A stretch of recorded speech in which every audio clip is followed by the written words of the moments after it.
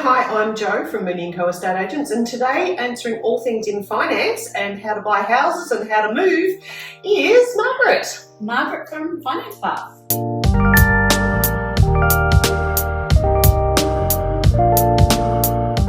So for people who are coming into the market for the very first time, so we know we quite often get people confused with the First Home Buyers Grant for building.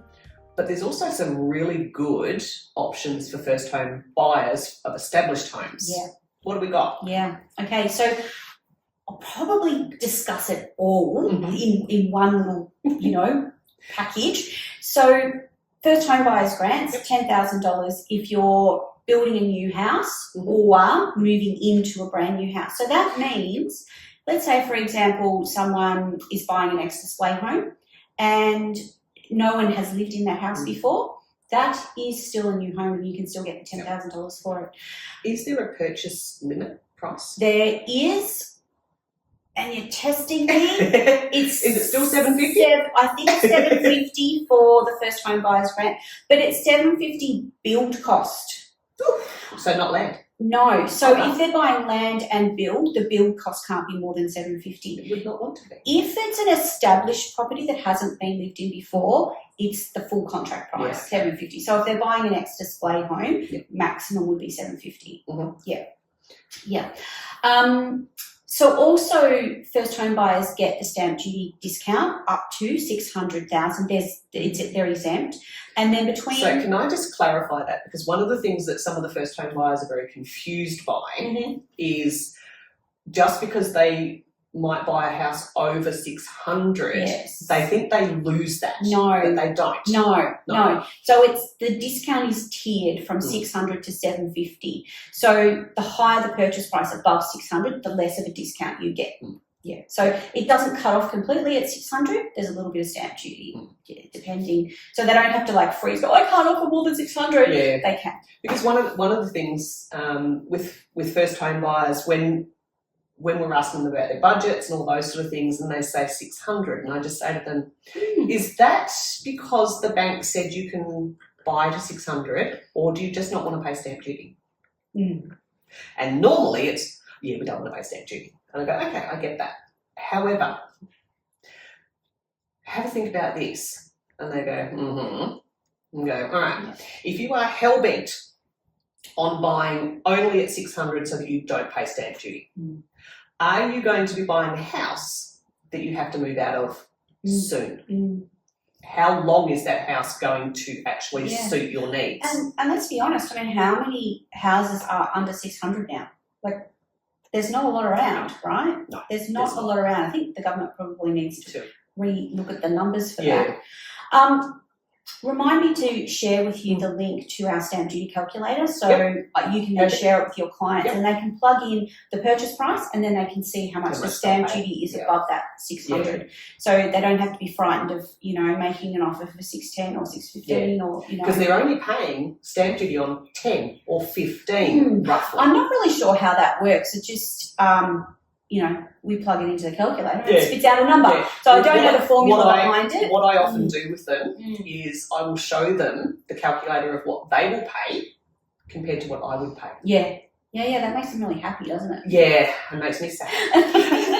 But it just brings that reality into it of going, okay. Yeah. Because I explain to them as well and say, okay, so if you're just going to buy at 600 because you don't want to pay stamp duty, it's going to cost you about $70,000 to fix that mistake. So don't waste that first home buyer status. Yeah, for a couple of grand in stamp duty. Exactly. Yeah, exactly. Got to get it right the first time. So then also there's the First Home Buyers Deposit Scheme, which is available for established houses and new builds as well. So the only requirement for that one is that the client has 5% genuine savings. And they have to earn under a certain amount of income. I think for single applicants, 125, and joint applicants, I think. How does that go with serviceability though? So banks are big on serviceability at the moment.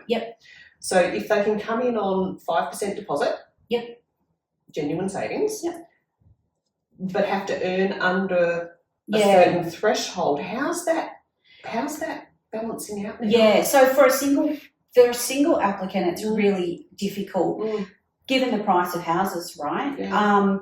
So there is the cap is higher if it's a joint application. Off the top of my head, I can't think of what it is, but yeah. and look, it may change by the time someone's watching this anyway. Yeah, exactly. You know, the goalposts are always moving. So yeah, for joint applicants, it's easier. So just go back to the genuine savings thing, right? Yep. So there's always an exception to the rule. So genuine savings is money that's held in a bank account. So it's 5% of the total purchase price, right? Yeah.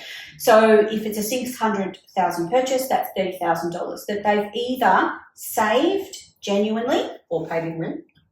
That's where I was going with this. You're one step ahead of me. So that they've saved money over a minimum of 3 months, or they've held the money in a bank account for 3 months. So let's say they get a gift from mum and dad, they pop it in the bank, put in a term deposit, let it sit there for 3 months. Voila, it's genuine savings. Does that gift have to be declared of where it came from in the first? It does. It depends on at what time it's been gifted to them. So if it was gifted to them, say, 4 months ago, we're providing the bank with a snapshot of 3 months. Right. Okay. It's sitting in there. So there's not really any evidence that money came from a gift.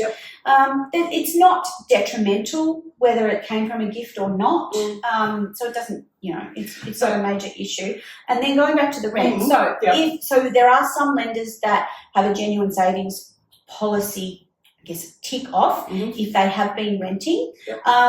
As a general rule, it's normally a minimum of 6 months, and it needs to be through a real estate agent. It can't be a private agreement. Yeah, because it can be mum saying, "Sure, they've paid me this much for the last 6 months." Yeah, no, that's not gonna work as genuine savings. Yeah. And that's actually a government policy, not a bank policy. Okay. So it's to satisfy the government requirement for the scheme. So what I'm hearing into that, if you're wanting to do the 5% and you are relying on family assistance, which let's be honest, there is more and more of that happening. Parents don't necessarily want to or aren't necessarily in a position to go into guarantorships and things like that, because that's a very long term with a whole lot of other ramifications. But they may be in a position to provide and gift them X amount of dollars. But it all sort of kind of leads towards everything is about planning. Yeah, absolutely. And that's why you need to go and speak to someone before you even think about looking for a house. Yes. Come and talk to a broker, me. And I'll show you what you need to do to put yourself in the best possible position. And there's always exceptions to the rule. So, I mean, I can talk to you about the general rule, of thumb here, but there's always exceptions, and there's always sort of banks that might have a slight, twist on their policy. And does that sort of depend, because I've noticed that it sort of depends, banks can have certain appetites for certain loans at certain times, and then they'll turn the tap off and then say, no, we've got enough of that, we can't carry enough anymore of that. Yeah, exactly. And like with the schemes, there's only a certain amount of schemes that are allocated to the banks that are providing them. So one bank could just run out. We'll often get an email saying we're running low, on these scheme spots. So then we're like, we probably shouldn't really look at this lender. We need to look at a lender that's got plenty of schemes spots available. So, I mean, they're the reasons why you use a broker, right? So we've got the information at our fingertips, and you're not running around, making inquiries with a million different lenders. Well, let's be honest, it's hard enough getting around to all the banks anyway. Oh, exactly. There's branches closing, everything's all changing. Yeah, so, and they're only open, limited hours, so it's difficult to get in to talk to anyone. So whereas brokers 24/7. No, we're not. A little bit more flexible. Yeah. Yes. Exactly. So there's a lot of schemes around to help first time buyers, and you can actually get into the market with quite a small deposit, especially if you want to look at buying a house and land package, for example, or first-time buyers that want to, get into a townhouse or something like that. And, they don't have to have a huge deposit. It's not as scary as what the media makes it out to be. Nothing ever is. So, I would say if there's a first home buyer out there that thinks they can't do it, that perhaps let's have a chat and I can point you in the right direction. And even potentially just give them that guidance of, okay, when you get to here, and this is how you can possibly do that, then you're going to be in a position to go to a bank.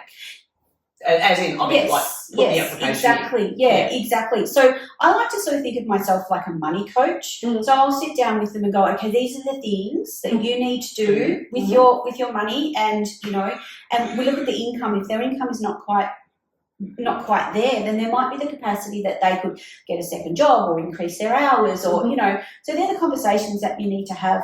Yes, you might not be able to do it right now, but let's set up a plan so you can do it in 12 months or if 18 months. the desire and the goal and the intent is there, then how we get you there, follow the roadmap, buy a house. Yeah. Cool. Easy.